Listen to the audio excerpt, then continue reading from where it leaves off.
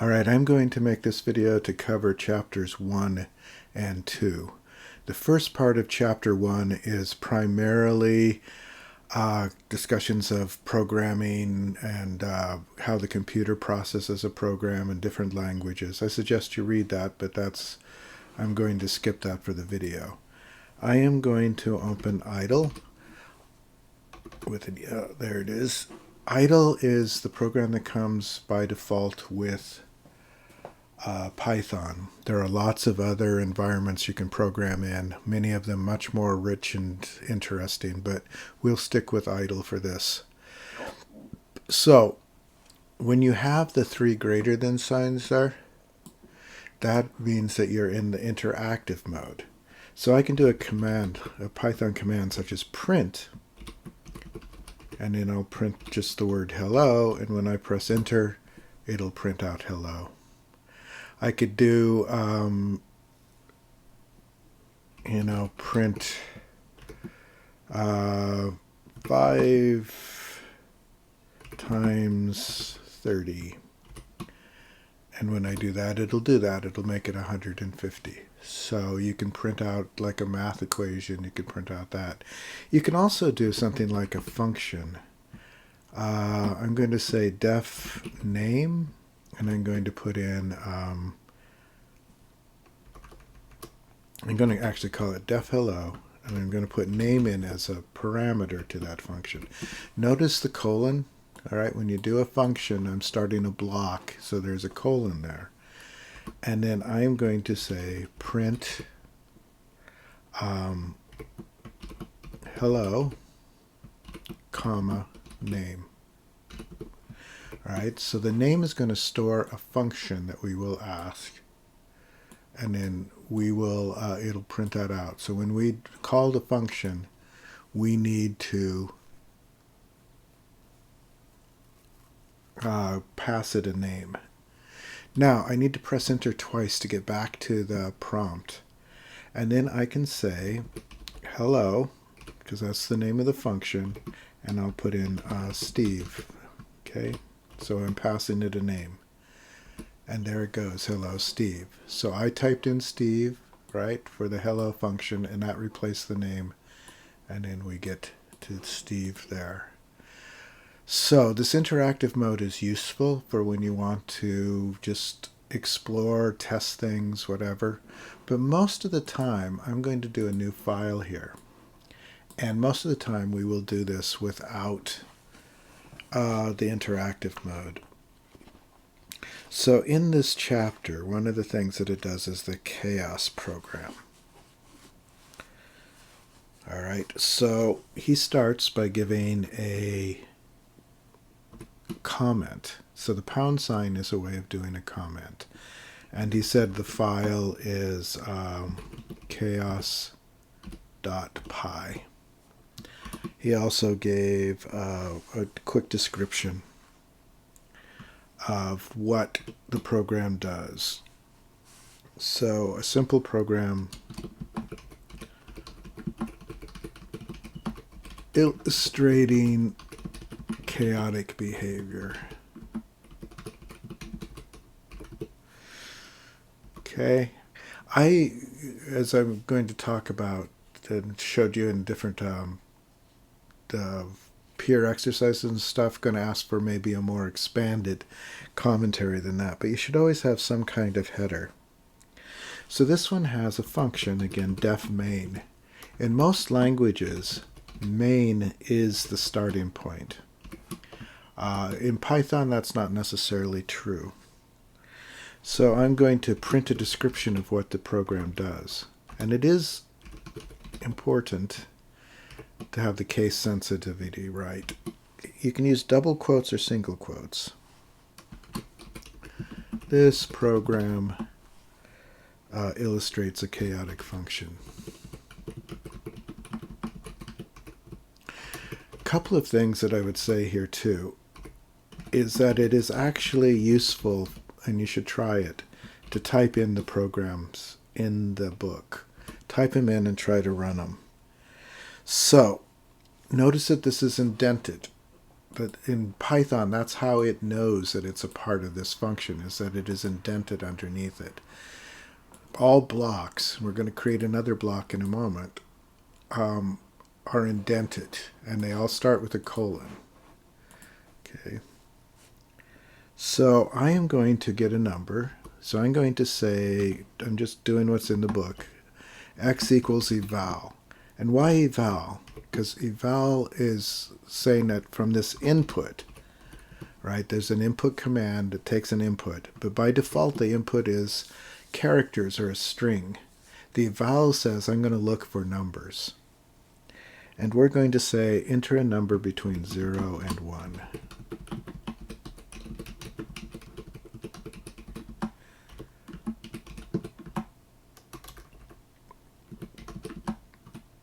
I'm going to do a colon and a space. This colon doesn't actually mean that it's a block. This one is just in the text. Anything that is in the quotes is just text. Don't really need that. First space. Okay. We do know, because we open two parentheses, we need to close two parentheses. One of the things that you'll find is that the most common errors are spelling errors, typos, and missing parentheses. So I'm going to press enter, and I'm going to start another block. This is a loop. We'll talk about more about it in a minute. So I'm going to say for I in range 10. That means it's going to do 10 loops. I do a colon here because the loop is a block. So everything in this that's indented here is part of the for block. And what I'm going to do is I'm going to say x equals 3.9 times x. Notice the multiplication is an asterisk. Times x times parentheses 1 minus x.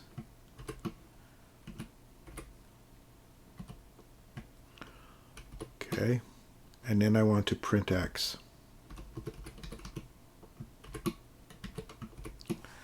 Okay, so that's the whole program.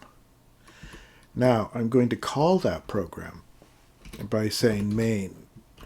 Couple of things about this. Notice that I have to go all the way back to the margin here. Otherwise it won't call main. Otherwise it will be a part of main and nothing will happen. So I'm going to save this. And I think I have, I'm just going to do documents. I probably have too many programs in here, so I'm going to call it Kaos Pi. It'll add the pi, but I'll do that anyway. And then I can run it. So I'm going to run the module.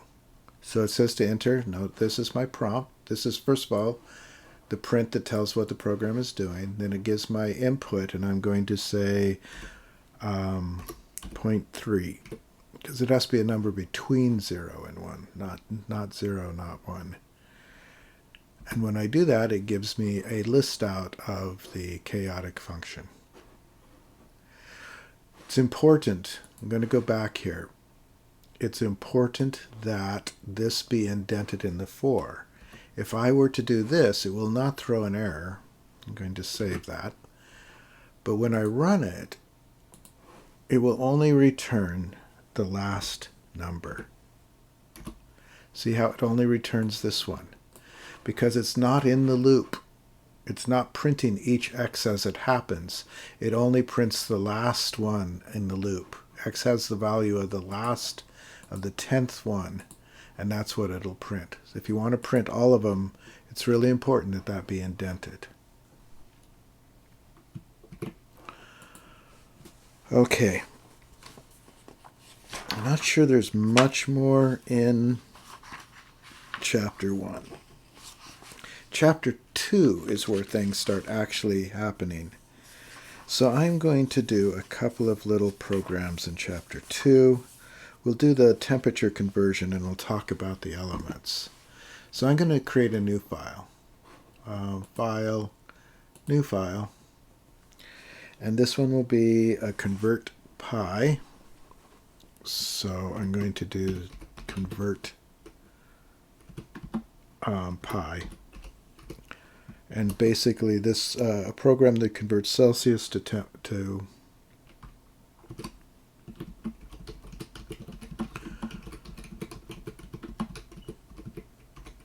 Celsius to Fahrenheit.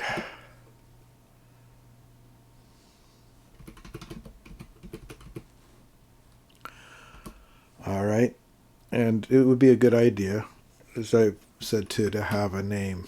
I'm going to do by, even though I'm just copying at this point.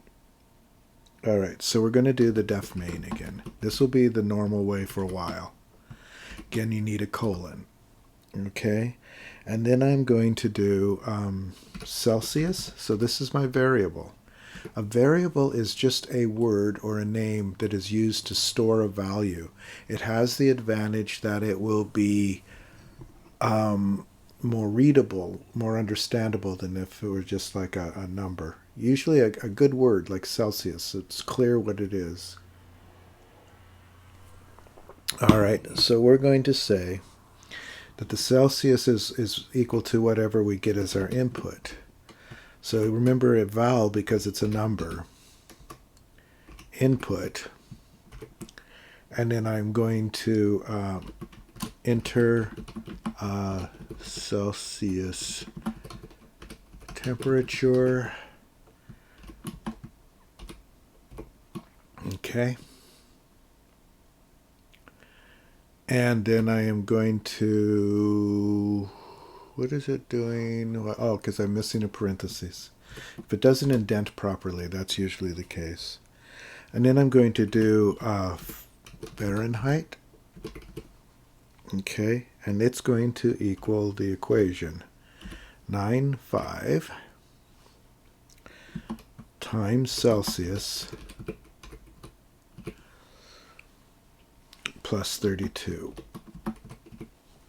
Okay, so that's the equation to convert Celsius to 32. This Celsius is this one, right? This is the variable. We're using it here.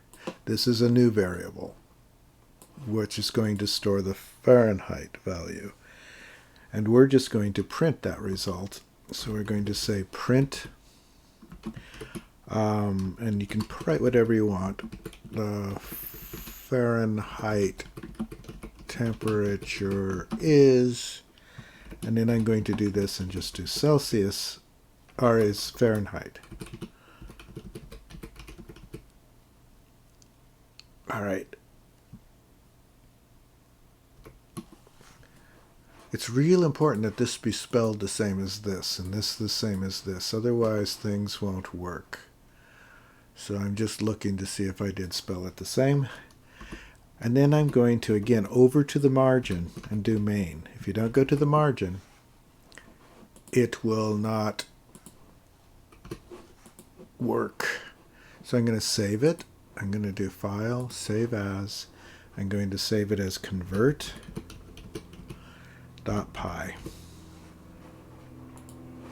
And then I'm going to run it.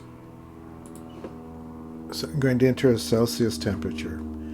So Celsius temperature is 0. That should come up to 32. What did I fail?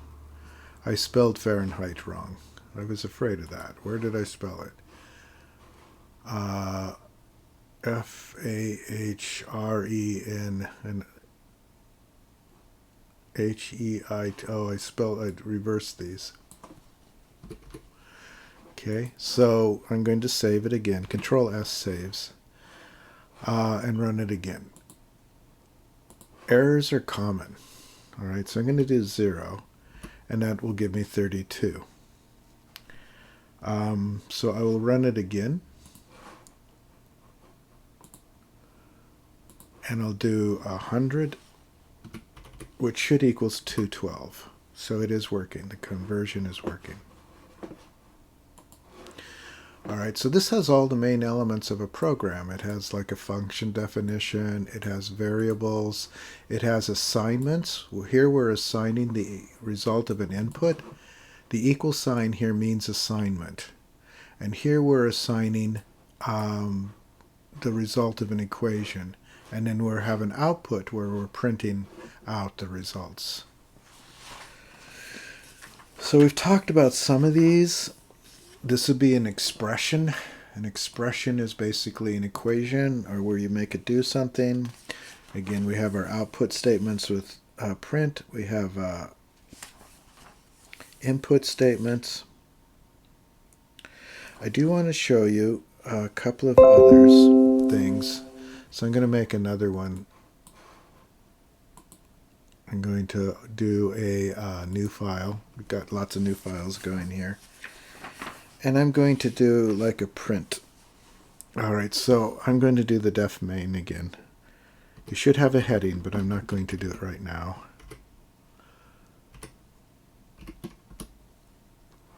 Or maybe I will do a little bit, at least this much of a heading.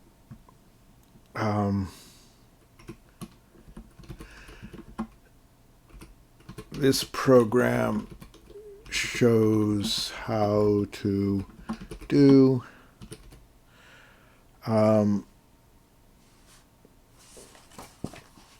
what do they call them? Simultaneous assignment.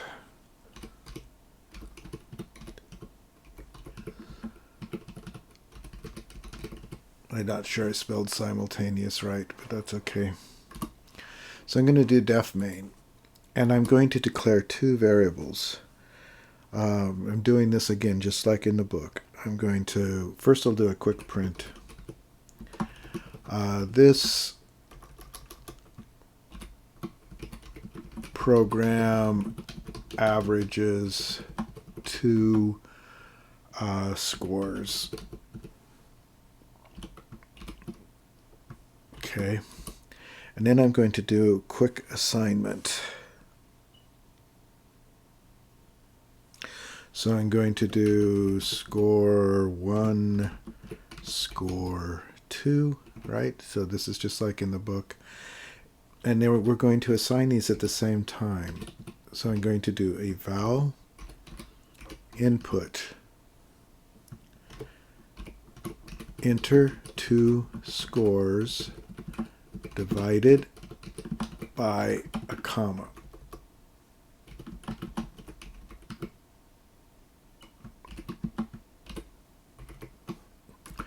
All right, so we're going to enter those, and then we're going to say the average equals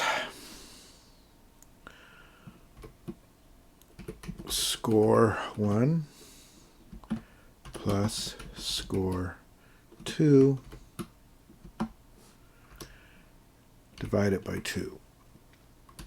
And then we'll print the average. It needs to be in parentheses. We could probably say the average is, and then do a comma, and then average.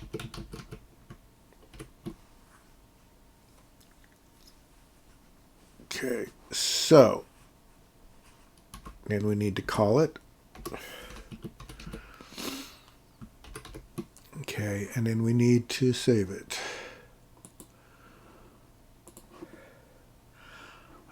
I will call it simple average. So then I'm going to run it. Okay, so it wants 2 scores. I'm going to do 97 and let's say they really bombed in the last one, 67. So the average is 82.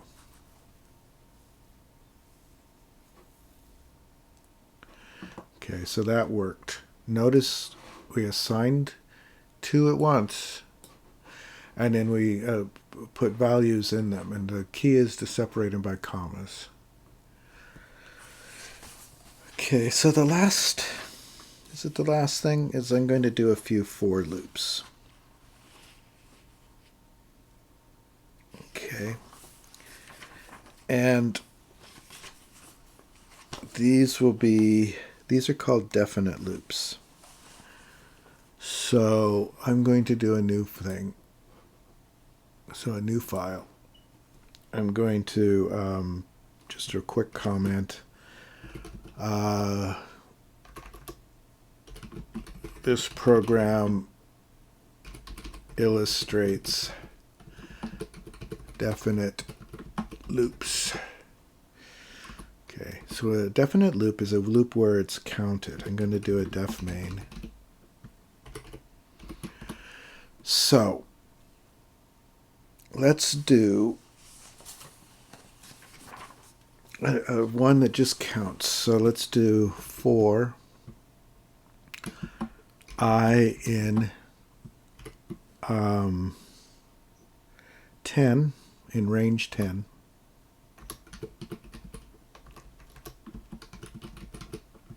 So this will do 10 loops. And I am just going to print I, not 1, print I. So I is a counter. This tells how many, and then we're going to print that I. So I am going to go down and do main. We'll be adding things to this as we go, but I'm going to do this. I'm going to save it as loops. Well, let's just do loops. Loops.py. So I'm going to run that. And notice it counts 0 to 9. It starts with 0 and ends up with 9. Okay, so that's what a loop does. It just loops through doing what you tell it to. Let's do another loop where we do something a little bit more interesting. Let's do def main. Oh, actually, we don't need to do def main. I'm just going to do another loop. For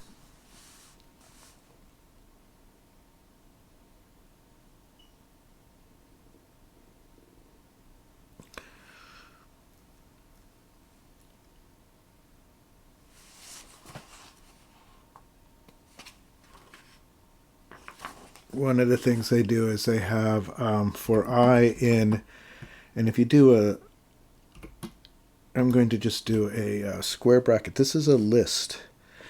And I'm going to do 2, 4, 6, 8, 9. Okay.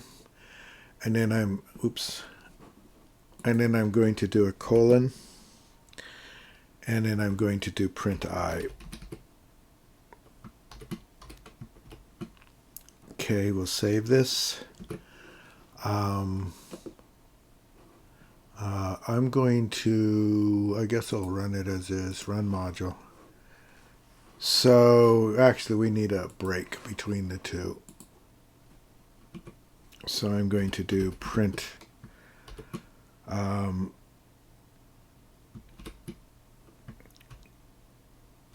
this is just to get a break between the two. So I'm going to do file, save, and then we'll run it again. All right, so when I do this 2, 4, 6, 8, 9, it just printed the items in the list this time. I'm going to do another one, which is a little bit. So I'm just looking to see if there's anything.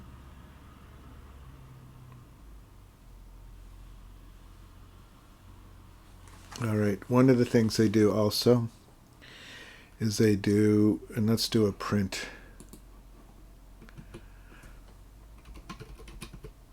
And do another separation. Okay. And then they talk about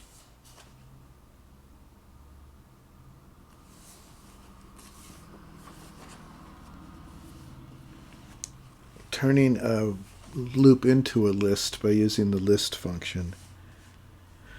So list range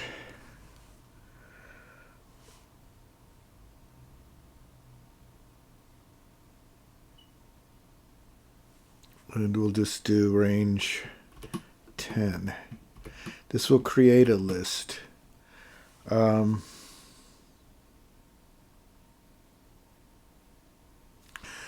going to change this a little bit. I'm going to say num equals list range 10. All right. And then I'm going to say print num.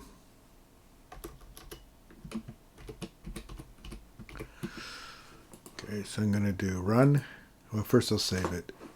So let's do Control S to save it, and then I will run it. So notice that it does the 9, then it does just the even numbers, and now it creates a list of the zeros 0 through 9. There are a lot of other things you can do with these definite loops, but this is all that's covered in chapter 2, I believe. So let's see if there's anything more. No, that's it. So I'm going to let this be the end of this video, and then I'll have a video up for chapter 3 very soon. All right, so I'm going to stop.